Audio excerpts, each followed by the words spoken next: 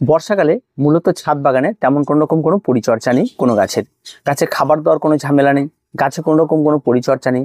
তবে এই সময় যদি আপনি 2-4টে টব বাড়তি করে নেন ঠিক সবজি লাগানোর জন্য, তাহলে কিন্তু মন্দ হয় না। আর এই সময় কিন্তু সবজি লাগালে সেই সমস্ত সবজি কিন্তু অবশ্যই আপনার ছাদ বাগানে হয়ে থাকবে। আর এই সমস্ত সবজিগুলি কি করে লাগাবেন, তার মাটির মিশ্রণ কী হবে, তার টবের সাইজ কী হবে, সমস্ত কিছু নিয়ে আজকের বিস্তারিত আলোচনা। তো যারা যারা সবজি লাগাবেন বলছে মনে করছেন, তারা কিন্তু পুরো ভিডিওটি স্কিপ না করে দেখতে থাকুন। তো চলুন সবার প্রথমে আমরা আগে জেনে নিই কোন সবজিটি সবচেয়ে লাগানো ভালো হবে। সবার প্রথমে আপনি যে সবজিটি লাগাবেন সেটা হচ্ছে ভেন্ডি। বর্তমানে ভেন্ডি কিন্তু প্রচুর ভ্যারাইটির পাওয়া যায়, ডুয়ার্ফ গাছ পাওয়া যায়, লং গাছ পাওয়া যায়। এই সমস্ত কিছু পাওয়া গেলে যে সমস্ত গাছগুলি সাধারণত কৃষকরা লাগিয়ে থাকে একদম লম্বাটে গাছ, সেই সমস্ত গাছে কিন্তু ফলনটা অনেকটা বেশি। আর এই সমস্ত গাছের বীজ আপনারা কিনতে গেলে 10 টাকা বা 5 টাকার বীজ কিনলে কিন্তু যথেষ্ট। আপনারা 5 থেকে 7টা টব বেছে নিন, প্রত্যেকটা টবে একটা করে বীজ আপনারা লাগিয়ে দিন এবং দেখবেন সেখান থেকে নতুন চারা বেরিয়ে যাবে। আর যখন এই সমস্ত চারাগুলি বের হবে তখন কিন্তু ভেন্ডি গাছে একটা রোগ হয়, সেটা হচ্ছে মিলিবাগের আক্রমণ ঘটে। তাই মিলিবাগের আক্রমণের হাত থেকে বাঁচার জন্য অবশ্যই আপনাকে এখানটায় সম্পূর্ণরূপে জৈবভাবে যে সমস্ত খাবারগুলো হয়, কাঁচা লঙ্কা, রসুন, এই সমস্ত পেস্ট করে প্রথম অবস্থায় একটু স্প্রে করে দিলেই কিন্তু আপনার এই রোগ থেকে মুক্ত হয়ে যাবে এবং পরবর্তীতে আর তেমন কোনো রকম রোগ লাগে না। তো অবশ্যই আপনার বীজ যখন কিনবে তখন হাইব্রিডের বীজ কিনুন এবং যে সমস্ত গাছগুলো লং এবং আপনার চায় লাল ভেন্ডি পাওয়া যায় সে সমস্ত ভেন্ডিগুলি লাগাতে পারেন, যেটাকে অনেকে ঢ্যাঁড়স বলে। ঠিক আছে, তো এই গাছগুলি আপনারা কিন্তু সিলেক্ট করতে পারেন। 2 নম্বর যে গাছটির কথা বলি সেটা হচ্ছে করলা। একটা অন্তত করলা গাছ লাগান। আপনারা এই করলা গাছ লাগানোর জন্য হয়তো অনেকটা জায়গার দরকার, তেমনটা কিন্তু কোনো কিছু না। আপনি যদি আপনার ছাদ বাগানে একটা টবের মধ্যে বিভিন্ন ধরনের বাঁশের বাতা দিয়ে যদি আপনারা একটা জায়গা করে দেন, তাহলে কিন্তু সেখানে কিন্তু করলা ধরবে। করলা এমন একটি গাছ যে কোনো জায়গায় যে কোনো সময় কিন্তু ছোট গাছ থেকেই ধরতে শুরু করে দেয়। আর এই করলাটি মোটামুটিভাবে বড় ভ্যারাইটি যেটা অনেক বড় হয় সেটা না নিয়ে একদম ছোট্ট ভ্যারাইটি যেটা বাজারে পাওয়া যায় সেটা নিন, তার ফলনটা অনেক বেশি এবং সেটা কিন্তু খুব ভালো হয়। আর এটা হাইব্রিডের বীজ নেওয়ার চেষ্টা করবেন, তাহলে অনেক ছোট থেকে অনেক বেশি ফলন পেয়ে যাবেন। এই গাছটি কিন্তু আপনারা লাগাতে পারেন। 2 নম্বর যে গাছটি রয়েছে সেটা হচ্ছে ডাঁটা। আপনার যে সমস্ত টবগুলি ফাঁকা রয়েছে সে সমস্ত টবে সামান্য 2-4টে করে ডাঁটার বীজ ফেলে দিন, দেখবেন সেই জায়গা থেকে কিন্তু সুন্দরভাবে ডাঁটা বেড়ে উঠবে এবং সেই সমস্ত ডাঁটাগুলি খেতেও অত্যন্ত সুস্বাদু। বর্তমান বাজারে কিন্তু কাটুয়া ডাঁটা থেকে শুরু করে প্রচুর ভ্যারাইটির ডাঁটা পাওয়া যাচ্ছে, সাদা ডাঁটা, তারপর বাঁশ ডাঁটা, অনেক ভ্যারাইটির ডাঁটা পাওয়া যায়। আপনার যেটা পছন্দ আপনার সেই সমস্ত বীজগুলি ফেলে দিন। আর এই সমস্ত ডাঁটার জন্য গাছে সার প্রয়োগ করে তেমন কোনো কিছু প্রয়োজন হবে না।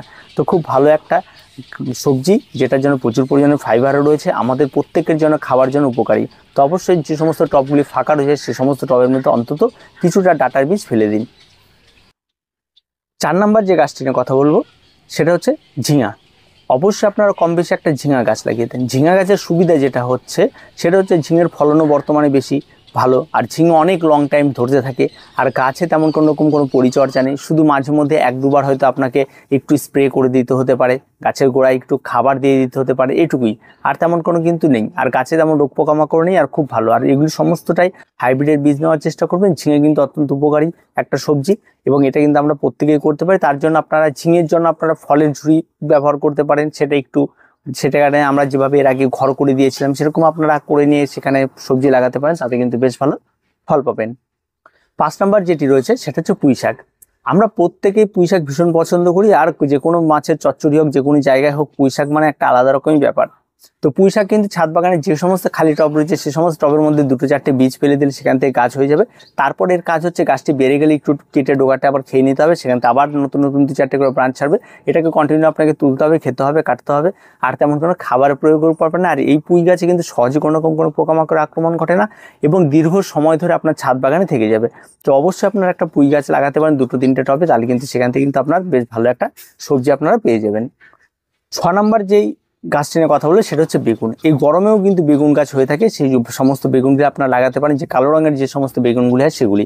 এবং এই সমস্ত বেগুনই কিন্তু আপনার ছাদ বাগানে থাকলে সেখান থেকে বেগুন কিন্তু কন্টিনিউ ধরতেই থাকবে, তাতে কিন্তু কোনো রকম কোনো কিছু বেগুন সারা বছর বেঁচে থাকে, বেগুন হাঁপিয়ে যাওয়ার কোনো ব্যাপার নেই। তাই অবশ্যই কম বেশি একটা বেগুন গাছ লাগিয়ে দিন 2-4টে টবে, সেখান থেকে আপনার অন্তত খাওয়ার সবজিগুলি হয়ে যাবে।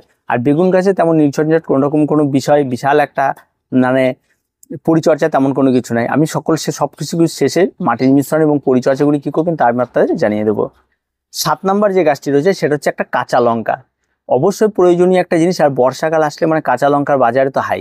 তো এখন বর্তমানে সবজি বাজার অনেক হাই, আর বর্তমানে কিন্তু এই সময় কিন্তু আপনার এই সবজিগুলি তাড়াতাড়ি লাগিয়ে দিন, কারণ আগামীতে কিন্তু এই সবজির দাম আরও বাড়বে। তাই কাঁচা লঙ্কা অবশ্যই তাড়াতাড়ি একটা লাগিয়ে ফেলুন, কারণ কাঁচা লঙ্কা বর্তমানে কিন্তু 120 টাকা কিলো, এবং এটা কিন্তু দুর্গাপুজো পার হতে 150 টাকা কিলো কিনতে হবে। তো এখন থেকে যদি আপনারা লাগিয়ে দেন অন্তত 2 মাসে 3 মাসের মধ্যে আপনারা কিন্তু লঙ্কা কিন্তু প্রচুর পরিমাণে পেয়ে যাবেন। তো আর দেরি না করে ঝটপট এই সমস্ত গাছগুলিকে লাগিয়ে ফেলুন। কাঁচা লঙ্কা খুব সহজ, আর লঙ্কার কি পরিচর্যা তা আমরা অনেকবার করেছি ভিডিও, আর দেরি করবে না, লঙ্কার গাছ 2-4টে লাগিয়ে ফেলুন। 8 নম্বর যে গাছ নিয়ে কথা বলবো সেটা হচ্ছে টমেটো। সবজি রান্না করুন আর যে কোনো কিছু রান্না বলুন, টমেটো ছাড়া কিন্তু কোনো কিছু হয় না। আর টমেটো কিন্তু সারা বছর ছাদ বাগানে থাকে, এই বর্ষাকালেও কিন্তু প্রচুর টমেটোর গাছ এদিক ওদিক আপনারা পড়ে থাকতে দেখবেন। অন্তত টমেটোর গাছ 2-4টে লাগিয়ে দিন, দেখবেন সেখান থেকে আপনার ম্যাজিকের মতো দেখবেন প্রচুর পরিমাণে টমেটো ধরা শুরু হয়ে গেছে। আর এই টমেটোর চারা হয়তো কিনতে হবে না, আশেপাশে কোনো জায়গায় দেখলেন যেখানে জায়গায় যে সমস্ত জায়গায় জলা জঙ্গল রয়েছে সেই সমস্ত জায়গায় আপনারা এই টমেটোর চারা পেয়ে যাবেন বর্তমানে, কারণ এই বর্ষাকালে সমস্ত বীজগুলি থেকে প্রচুর চারা তৈরি হয়। তো আর দেরি না করে এই সমস্ত টমেটো কিন্তু আপনারা অবশ্যই 1-2 লাগাতে পারেন। আর শীত আসতে সামনে শীত আসলে তো আরও টমেটো প্রচুর পরিমাণে পেয়ে যাবেন ফলন। 9 নম্বর যে গাছটির কথা বলি সেটা হচ্ছে শশা। বর্তমানে কিন্তু শশার প্রচুর ভ্যারাইটি পাওয়া যাচ্ছে এবং খুব ভালো ভালো ভ্যারাইটি পাওয়া যাচ্ছে। এই সমস্ত শশা কিন্তু আপনারা 2-4টে কিন্তু আপনারা ছাদ বাগানে লাগাতে পারেন, কারণ শশার জন্য কিন্তু খুব একটা বেশি জায়গার প্রয়োজন হয় না, খুব ছোট্ট জায়গার মধ্যে শশা ধরে যায়। আর শশা কিন্তু 2-4টে আপনারা খেতেই পারবেন। আর এই সমস্ত গাছের নিয়ে কোনো নির্ঝঞ্ঝাট, একদম সম্পূর্ণরূপে নির্ঝঞ্ঝাট গাছ, এবং কোনো রকম কোনো ঝামেলা কিন্তু এই সমস্ত গাছেও কিন্তু নেই। আর 10 নম্বর যে গাছটি নিয়ে কথা বলবো সেটা হচ্ছে চিচিঙ্গা, কেউ কয়থা বলে, অনেক নামেই বলে থাকে। তো এই সমস্ত গাছগুলি একটু গাছটি বড় হয়, এবং এই সমস্ত গাছগুলি যেন ফলের ক্যারেট আপনাকে ব্যবহার করতে হবে, লতানো গাছ হয়ে থাকে প্রচুর পরিমাণে। আমি লাগিয়েছি অনেক দিন আগে, এখনও পর্যন্ত খেয়ে যাচ্ছি, এখনও পর্যন্ত ধরে যাচ্ছে, মানে এরকম নন স্টপ ধরে যাচ্ছে, তো এর কোনো শেষ নেই। তো এই সমস্ত সবজিগুলি আমাদের হেলথের জন্য অনেকটা ভালো, নিজের ছাদ বাগানে যদি হয়, যদি সবজি আমরা খেতে পারি সেটা কিন্তু অনেকটাই উপকারী। তো আর দেরি না করে এই সমস্ত সবজিগুলি লাগিয়ে ফেলুন। তো সবার শেষে একটা কথা বলো, সবজি লাগানোর জন্য আপনারা যে সমস্ত সয়েল মিক্সগুলো ব্যবহার করবেন সেটা হচ্ছে সিজন ফ্লাওয়ার লাগানোর জন্য যে সমস্ত আপনারা মানে শীতের ফুল গাছ লাগানোর জন্য যেমন আপনারা সয়েল মিক্স করেন ঠিক সেরকমই একটা সয়েল মিক্স করবেন।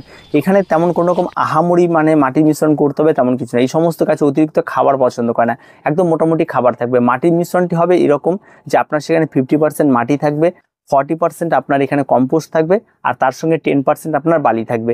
এই দিয়ে একটা ওয়েলডেনেস মাটি তৈরি করে নেবেন। আর এই সমস্ত মাটির সঙ্গে একটু হাড় গুঁড়ো, শিংকুচি, নিমখোল এই সমস্ত কিছু মিশিয়ে দেবেন, তাতে গাছের স্বাস্থ্যের জন্য অনেকটা উপকারী হয়ে থাকে।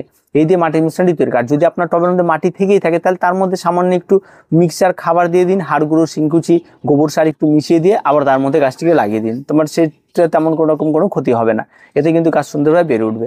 এবার গাছটি যখন ছোট অবস্থায় বীজ থেকে বেরিয়ে আসবে তখন পোকামাকড়ের একটা আক্রমণ ঘটার ব্যাপার থাকে, সে সময় আপনাদের ঘরোয়া যে সমস্ত কীটনাশকগুলি আছে সে সমস্ত কিছু ব্যবহার করুন, তাতে কিন্তু যথেষ্ট ভালো ফল পেয়ে যাবেন। আর পিঁপড়ের আক্রমণ ঘটলে একটু হলুদ ব্যবহার করুন, তাতে যথেষ্ট ভালো কিন্তু রেজাল্ট পেয়ে যাবেন। আর প্রচুর পরিমাণে কিন্তু এই সমস্ত সবজি বর্তমানে কিন্তু ফলন আর টবে হয়ে থাকে।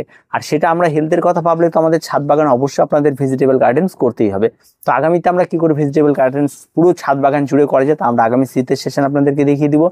তো যারা এখনো করেননি তারা খুব তাড়াতাড়ি এই সমস্ত ভেজিটেবল গার্ডেন্সে বা ভেজিটেবলগুলি আপনারা লাগিয়ে ফেলুন, দেখবেন খুব ভালো কিন্তু আপনারা রিটার্ন পেয়ে যাবেন।